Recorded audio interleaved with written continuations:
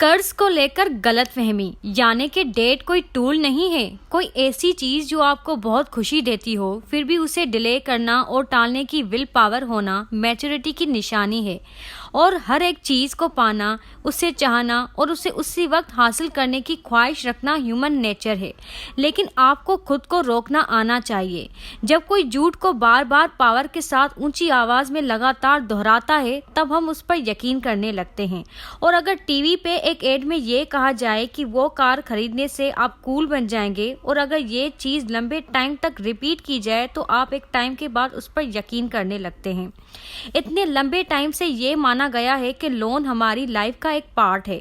अब बिना कोई लोन के घर या गाड़ी नहीं खरीद सकते, ये बात एक पावर के साथ लंबे वक्त तक कही गई है और हमने इस पे भरोसा भी कर लिया है।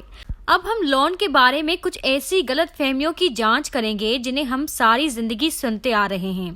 पहला झूठ है कि लोन एक ऐसा टूल है जिससे हम लाइफ में खुशियां पा सकते हैं। तो सच ये है कि लोन एक ऐसा टूल है जो आपको लाइफ गारंटी के साथ बर्बाद कर सकता है।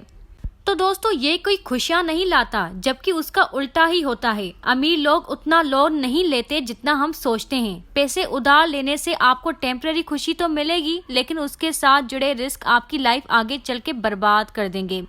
आगे दूसरा झूठ है कि अपने दोस्तों या फैमिली को लोन देने से उनकी मदद होती है। तो ये तो सबसे बड़ा झूठ है। और सच ये है कि लोन देने से सिर्फ और सिर्फ रिश्ते बर्बाद होते हैं। जैसे कि जब अदनान ने अपनी दोस्त को 50,000 रुपए उधार में दिए, तभी इसका असर उनके रिश्ते पे पड़ा। फिर उसकी दोस्त ने उसको अवॉइड करना शुरू कर दिया और आहिस्ता ही आहिस्ता जब वो कहीं पे मिलते थे तो वो बहुत अजीब महसूस करते थे। फुरकान ने अदनान से जब पूछा कि क्या आपकी दोस्ती की कीमत सिर्फ 50,000 रुपए है, जिसका जवाब उन्होंने दिया कि नहीं, वो इससे बहुत ज्यादा है। अदनान ने फुरकान को कहा कि वो अपनी दोस्त को कॉल करके कहे कि उन्होंने उसका कर्ज माफ कर दिया है। इससे उनका रिश्ता और ज्यादा अच्छा हो गया। और तीसरा झूठ है कि 0% इंटरेस्ट पे कार लोन लेने के एक अच्छी डील है। तो इसका सच ये है कि हर न्यू कार का 60% तक अपना वैल्यू पहले 4 सालों में गवा देती है। क्या ये आपको अब भी अच्छी डील लगती है? क्योंकि एक ब्रांड न्यू कार खरीदना अब ये समझदारी नहीं है। ज्यादातर पैसे वाले लोग वो कार चलाते हैं जो 2 साल तक पुरानी हो। पैसे वाले लोग ये बात जानते हैं कि वो 20 लाख रुपए की ऐसी कार नहीं खरीदना चाहते जिसकी कीमत आने वाले 4 सालों में 4 लाख रुपए कम हो जाएगी। और चौथा झूठ ये है कि जब भी आपको कोई कार रेंट पे लेनी हो, किसी होटल में चेक इन करना हो या ऑनलाइन कुछ भी खरीदना हो तो आपको क्रेडिट कार्ड की जरूरत पड़ेगी। और इसका सच ये है कि गलत, ये सब आप एक डेबिट कार्ड से भी कर सकते हैं। तो बात ऐसी है कि चीजों को उन पैसों से खरीदना है जो आपके पास रियल में भी हैं।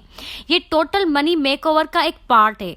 आपको इन चीजों को उन पैसों से खरीदना बंद कर देना चाहिए जो आपके पास रियल में हैं ही नहीं। तो टेक्निकल तौर पे देखा जाए तो ये चीजें भी आपकी तब तक नहीं होती जब तक आप उनके पूरे पैसे ना भर देते। आगे पांचवा झूठ है कि बच्चों को फाइनेंशियली जिम्मेदार बनाने के लिए उन्हें क्रेडिट कार्ड देना चाहिए। और इसका सच ये है कि आप ऐसा करके अपने बच्चों को इसका बिल्कुल उल्टा सिखा रहे हैं, जो है फाइनेंशियल गैर जिम्मेदारी।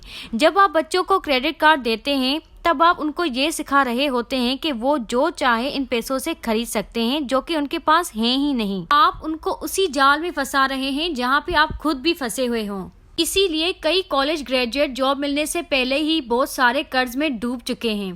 तो दोस्तों, मैं हूँ मेघना रोहिड़ा और आज इस वीडियो में मैं आपको डेट यानी कि कर्ज के कुछ नुकसान बताऊंगी। तो दोस्तों, ऐसे बहुत सारे इन्वेस्टर्स हैं जो स्टॉक मार्केट में अपनी इन्वेस्टमेंट से ज़्यादा ओवर बाइंग या ओवर पोजीशन लेते हैं, तो उन लोगों को बहुत नुकसान भी होता है।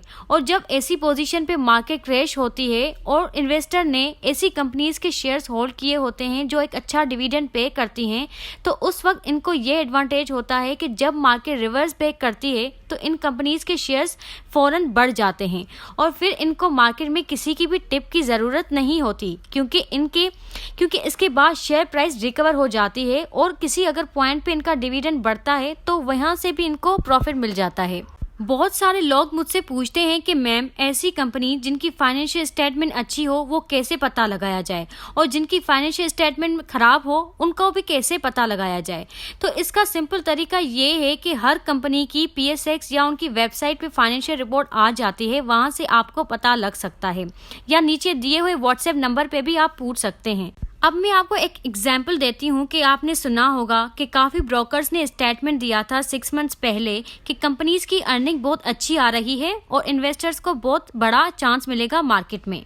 इस स्टेटमेंट की वजह ये थी कि बैंक का इंटरेस्ट रेट 7% था और जो कंपनी लॉस में थी उन्होंने अपना लॉस रिकवर किया था और जो कंपनी प्रॉफिट कमा रही थी उन्होंने और ज़्यादा प्रॉफिट कमाया था और इसीलिए वो कंपनीज अच्छा डिविडेंड दे रही थी। और बहुत सारे लोग ये भी पूछते हैं कि जिन कंपनीज ने अच्छा पे आउट दिया, डिविडेंड देने के बाद उनकी रेट नीचे क्यों आ गई, तो उसकी वजह उनका सर्कुलर डेट है, जिसपे मैंने एक अलग वीडियो बनाई है और उसकी लिंक भी मैंने नीचे डिस्क्रिप्शन में दी हुई है।